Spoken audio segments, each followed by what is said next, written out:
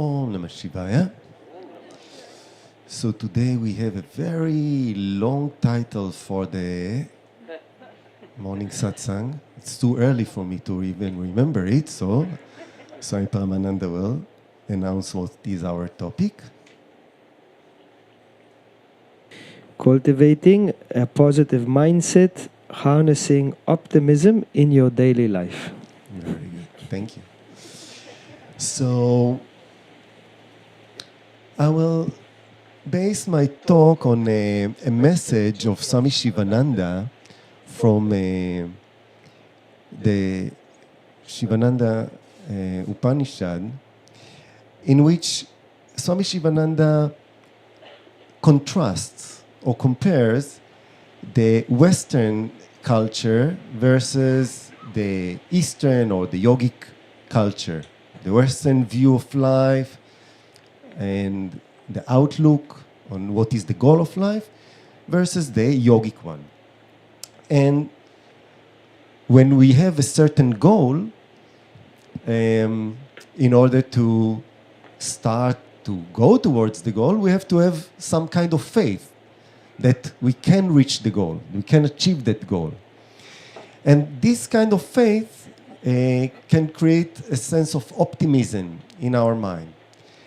So it seems that, you have a goal, you are motivated, you even have the faith, you're optimistic. So optimism is of the same kind. But we will see that this optimism is not of the same kind. It is a little different.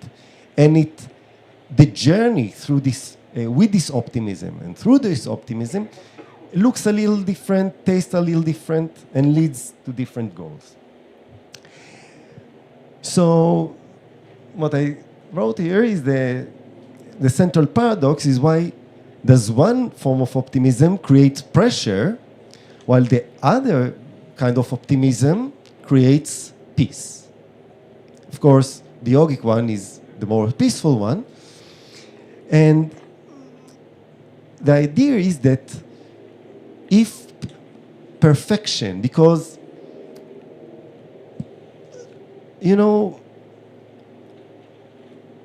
we may gradually in life start lowering our standards, but in the beginning we really try to achieve perfection, because in every person's heart there is a yearning, there is a desire to attain perfection, because to some extent we do know deep inside that only in perfection lies real happiness. Because if everything will be okay, but not perfect, something in me will not be restful. I'll feel that something misses, something lacks, and it will not allow my happiness to be complete. So in order for my happiness to be perfect happiness, I have to achieve a certain kind of perfection. And the idea is that if perfection is somewhere ahead of us, somewhere to be achieved, it is always mixed with fear. Because what if I will not achieve it? What if I will, put all the effort, but, I lack the right kind of genes, I lack the right kind of beauty, I lack hair, big issue, right? And because of it, I will not attain this perfection. But the yogic idea is that perfection is already here. It's already present. It's not ahead, it's not somewhere else. It's right here, right now. Perfection is already attained. You don't have to create it. You don't have to modify things in order for them to become perfect. Everything is already perfect. You just have to discover this perfection. To some extension, it's like the difference between, somebody who tries to construct a building or construct a city to somebody who discovers a city. Let's say an archaeologist. An archaeologist is not going to build the city, is going to uncover a city. Now, we may say, yeah, but somebody had to build that city, right? Somebody had to build this perfect city, and I am just discovering it. Well, the yogis are telling us that this city, this perfect city or this perfect building is already there. Nobody had to build it. It's already there, inherent in the reality. It is the nature of reality. And our goal is just to discover it. So when you are, you see, the work of an archaeologist is totally different from the work of a contractor. Because the archaeologist have to, let's say, is discovering like a sacred monument, a sacred temple or something like this. He comes and he approaches the work in a totally different manner. It's not like bringing bulldozers and, putting things up. He's coming, with sometimes a small brush and slowly start to brush, slowly start to dig with a lot of care, with a lot of, sensitivity. Because he knows that if he will go too fast, if he will go too strong, he may destroy the precious things that are there. So both have a hope, both have the optimistic view to reach that goal, but the approach is quite different. One optimism is based on the trust, full trust that this is the site, and I'm approaching it with a lot of, humbleness, with a sense of sanctity and sacredness, and slowly allow things to uncover themselves. While the other is sometimes pushing and fighting against things and building things. Now, both approaches are good. I'm not saying that one is better than the other, and both are necessary in our lives. But the yogis are telling us that the constructions that we are dealing with, and definitely each person will have to construct things in his life. The construction, the yogis are telling us, is not for the sake of perfection. Don't put your hopes. Don't put your hopes in the perfection of what you construct. Because the yogis are telling us, whatever is being constructed, whatever is being put together, will eventually fall apart. Everything that comes together eventually will have to fall apart. So the yogis are telling us, if you are constructing things, and you will have to construct things, construct them only for the sake of becoming means, only for the sake of becoming means for you to discover the perfection. The perfection is already there. You have to discover it. Construct, amass things for you to be able to remove the cover, to discover the perfection. This is how the connection between the two will be healthy. So the location of perfection in the Western vision, the only way is up. We have to push up, we have to do. Perfection is up there, and we have to achieve it. We have to attain it. And the idea is that I can get there. You know, if I will put myself to the task and I will push and I will get there. And the idea is that, of course, there is a lot of ambition because I feel that right here, not good enough. You know, the dukkha, the first truth that the Buddha was talking about is the prevalence of dukkha, the universality of that sense of misery. Now, some people say, you know, I don't feel miserable. I don't feel the dukkha. The dukkha of that Buddha was talking about was very, very subtle one. And the idea is that if we will look at our life, we will see that there is always a wish to be else, to be somewhere else. You know, we came to the Bahamas to be somewhere else from where we are, because where we are is cold. So we went to the Bahamas because in the Bahamas is warm.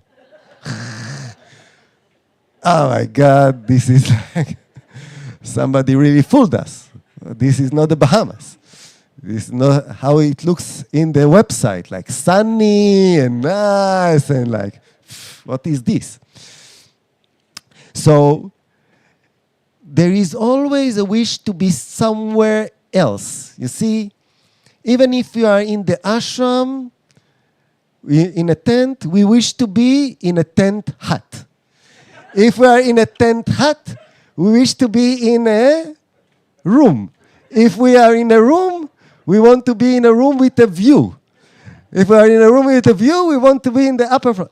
So wherever we are in the satsang, we want to be maybe in our room. Maybe we want to be on the stage. We want to be somewhere else. And then we would like to be somewhere else. You know, when we are young, we want to be like already old. When we are old, we want to be young. In our body, we want to look a little bit different, like him, like her. Now, the question is why? Why do we want to be else? Because the idea is that the else is better. The else is more perfect. And this is the dukkha. Like in me here now, it's okay. It's okay. I cannot complain. It's okay. But it's not that. So the idea is that always if I will just be there, it will be perfect. There was one episode in Sesame Street. I don't know if in the English version, at least in the Hebrew version that I saw. So there was this young person. He wanted to be there. And he was talking with somebody about it. And the other person told him, okay, so you want to go there? Here, you see the other person there? Go there. And so the young guy is going there. And he said, yes, I'm there. And the other person said, no, you are here. He said, no way. I came from here to there. Here, I'm there. He said, no, you are here. He said, are you sure? Are you sure that this is here? I said, what are you talking about? This is here. But I want to be there. So he points to the other person that told him go there. He said, here, he is there. Go there. He said, okay. So he goes back there. And he comes, say, yes, now I'm there. And the first person tells him, you are here. What are you talking about? You went there. He said, no, I went there, but that person said, I'm here. So, you see, it's always like this. Wherever we will be going there, we will find ourselves here. Oh my God. So, what's the time? Okay. So, so as long as we will be running after the getting there, finding ourselves always here, we will not be satisfied. But when the yogic vision is telling us, the here is perfect. The here is perfect. But I will say, but I don't feel perfect here. I feel that things are so messed up here.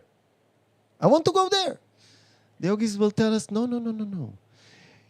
It's not that you have to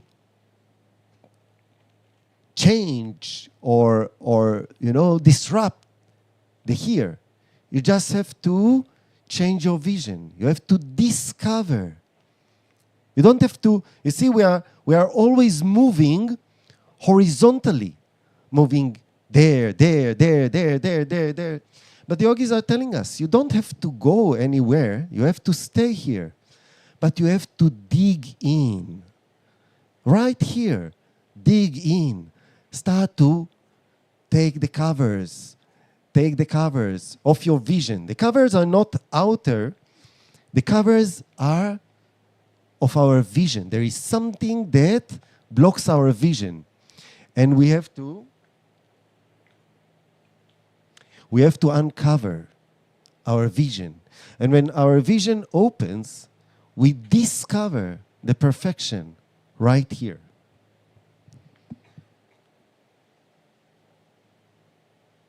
Okay, our time is up. So tomorrow morning, we're going to talk a little bit about what is the yogic movement, how the yogis are moving deeper in order to realize the perfection that lies right here. No matter what is the condition, under the conditioning, under the experience, there is an underlying perfection.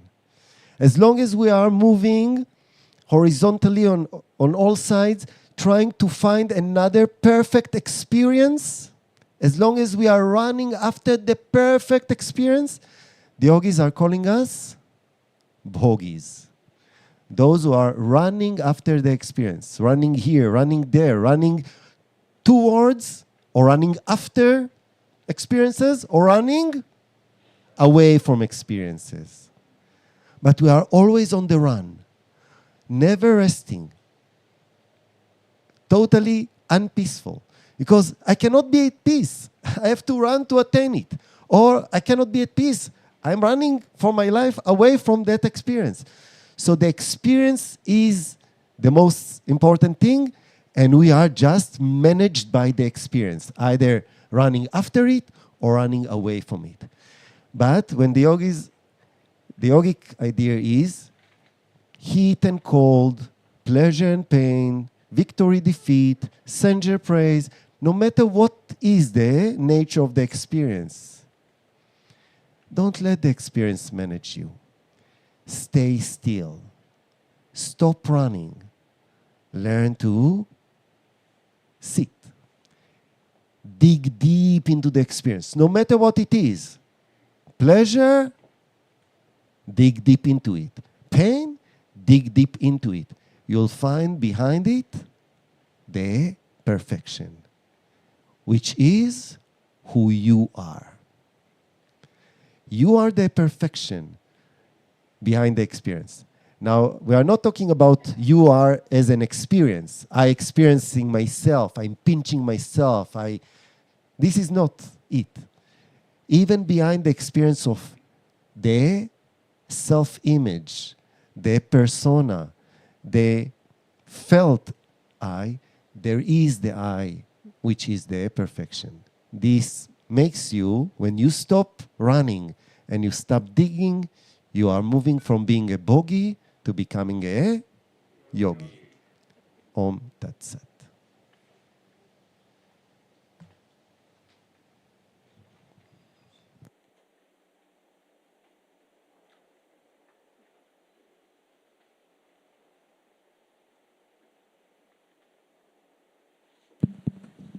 Om Namah Shivaya, good morning.